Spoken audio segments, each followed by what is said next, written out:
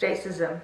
Who started the trend where a human who is equally created as the next has the right to dehumanize another because they look different? That is exactly what racism has become, dehumanization. As a Christian, I believe that God created us equally, no matter your color, your culture, or your faith. Because God only created one race, the human race. Acts 17:26 says, God from one man made every nation of men. Not forgetting that God sent a flood, reducing the number of populations from thousands to 8 people. Of these 8 people, they were scattered all over the world, speaking different languages. And now you're confused, right? You know the story of the Tower of Babel? Because of their sin, God confused them by giving them different languages so that they couldn't understand each other. From that point, they moved with those who understood each other and their families to different parts of the earth. And because they were isolated, they inherited distinct physical features from the group that they were with. But they were still one race. And do not forget the fact that God created color. Now on a serious note, what gives you the right to kill people who look different, act different, understand different, and believe in different things than you do? Who are different color, shade of brown than you are?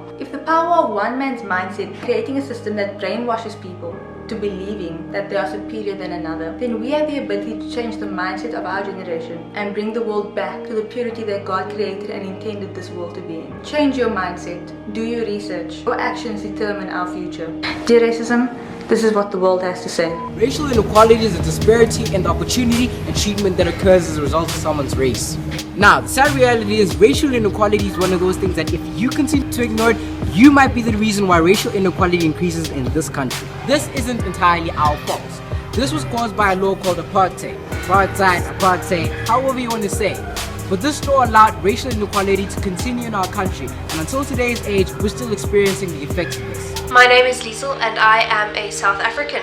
Racism is the segregation and discrimination of each other because of skin tone, and it is affecting us negatively. There are groups in this country who are shouting racist at everything, and these groups include our own government. They get the most light from the media because it causes outrage and sensation, and that's all the media really wants. The fact is they are the minority. The majority of us are really getting sick and tired of hearing the race card pulled at every opportunity, even when it isn't even relevant. By we, I mean black, white, Asian, colored, Indian. We are all a part of this country. Is prejudice, antagonism, and discrimination directed against someone of a different race based on the belief that one's race is more superior than the other. Racism, simply put, is not just specific to one country or one area. This is a global disease, and it affects my part of the world that I live in, which is the United Kingdom. Over here, it's not so much about color as it is about where that other European person comes from. Do they come from Eastern Europe, Central Europe? Are they Spanish, Greek, German, Polish, Romanian? These are the problems that the UK faces. Not specifically about the color of someone's skin, but more so their ethnic characteristic. My name is Kosar Hurrah and I'm from the state of Minnesota in the United States of America, and I'm in. To me, racism is the discrimination or usage of hateful words and actions against someone who's racially, ethnicity-wise, religiously different from someone else. And it's definitely not okay to hate someone solely because they're different. The world is very diverse and we need to get used to difference. Racism is a powerful thing. Racism actually speaks to power. It speaks to the power that a group of people have to impose their will over another group of people. You tend to think of racism as hate, and I think hate is the root of it. However, there's much more to it, because the powerful group that hates another group is able to affect the group economically, socially, as it pertains to education, and even spiritually. They're able to leverage those things and oppress another group and keep them from succeeding in society, limiting options or opportunities, or just blackballing them and not allowing them to excel in various areas of industry or corporate America or business. If I speak from, a standpoint of here in the States, we've dealt with racism for generations. Actually, this country is founded on racism, and we still deal with it As a matter of fact, the new racism was becoming, acting like there is no racism, because if a person like myself or another person of color spoke of injustice or racism, they were met by harsh criticism. People would treat them as if they were the ones that perpetuated the hate. They would tell them that racism doesn't exist, that you're just making excuses, that everyone has an even playing field and you're not doing well simply because you're just not smart enough. That's actually not the case. And the reason I said that was the approach, and that approach is being exposed, is because the presidential election and Trump's campaign, he's really, done us a favor. He's exposed this country and really shown people how racist it actually is. A lot of people think that this country is really progressive, and it is. It can be in many ways, but it's also deeply, deeply, deeply racist. And the government and the policies still uphold a caste system. And believe it or not, yes, here in the States, there is a caste system. It's just very structured in a way that it is masked by various laws. But at the end of the day, it's still designed to keep a group of people on the bottom, another group a level higher, and so forth, developing or creating that hierarchy. We as the new generation need to stand together for our rights to be heard.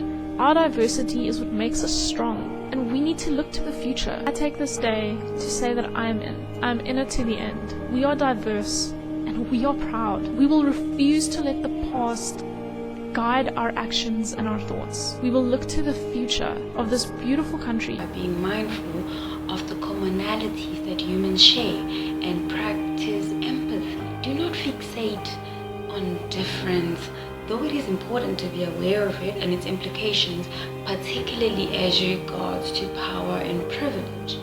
But if you see something, do something. We're opening ourselves up to the belief that no one is superior to the other, and in seeing each other in the same light as we see ourselves. The Bible says that we should love each other as we love ourselves, and at this stage I think we should maybe take on that advice, especially with all the discrimination going on in Parliament and in our country at the moment.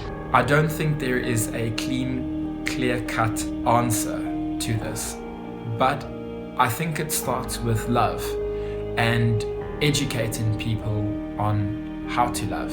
I think education is a big part of it, and in South Africa we are sitting on a gold mine of knowledge about other people.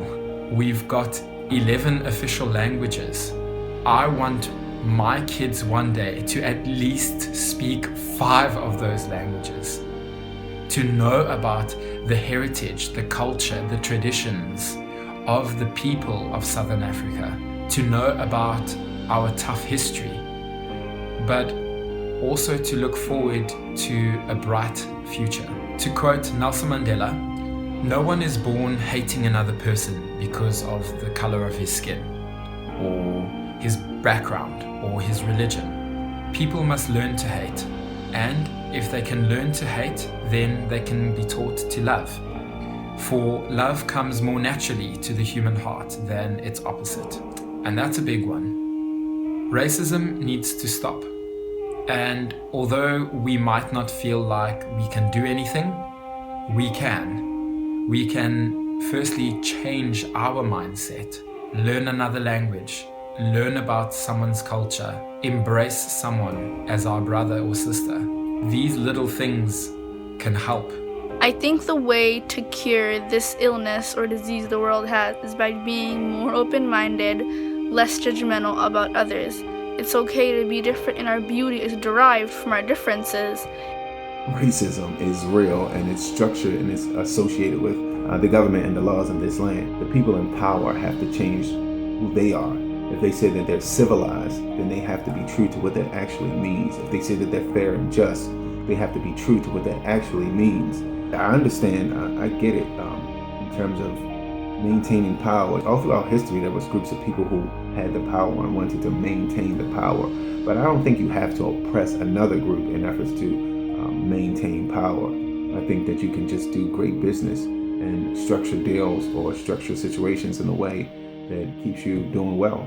And if another group is doing well, then make sure you create partnerships, whatever partnerships you need to create. But No, I don't agree with racism. I don't agree with oppressing any groups. I can't stop it. People of color can't stop it. White people perpetuate hate. That's the truth. And if a person feels offended by that, then that just may be the white privilege and the guilt coming from within. Need to really reflect on that. I'm in. I'm in. Ak is in. Hashtag I'm in. I'm in. And I'm in against this fight against racism. I'm in. Are you? I was never really sure if I was like the dark, because my race is an issue that can light the spark. When I'm not really white, then I'm not that black. Spent all of my life trying to question that. When people try to measure if I'm one part Khoisan, one part Malay, and another part Dutch, if I don't put a label and it can't be touched, then I'm stuck in the middle, don't amount to much. When they can't base the value on the color of my skin, like the robot inside's malfunctioning, or the tone of my skin is a little bit different, white in the brown like an Oreo biscuit. All of my traits in the melting pot whisker, a brand new blend, but yet it hasn't been listed. I'm really sorry, bro, but I don't mean offense. You got black man swag on the white man's fence. All of the tribes in every nation in my veins, and I'm the same as you. No hate can prove that love is not the native tongue I spend all of my time just to mount defense against bullies who would tease that I'm lighter than them, but I'm wiser than them. I try to pretend that it's wise to blend in. Life's depending on the time we're spending. When we're bending to the weight of their words, our lives are ending. Now I'm ending, it's like I'm sending a message to the world that the boys are sending. Noise crescending over racial names. No longer do I feel pain, cause I'm ashamed of my mixed genetics, cause it's so eclectic. Got every single tribe in the earth connected, and the pulse of my veins and arteries. I've got everybody's blood in the art, you see. God planted me in the Joshua tree. I'm the bark and the root of the family tree. Oh,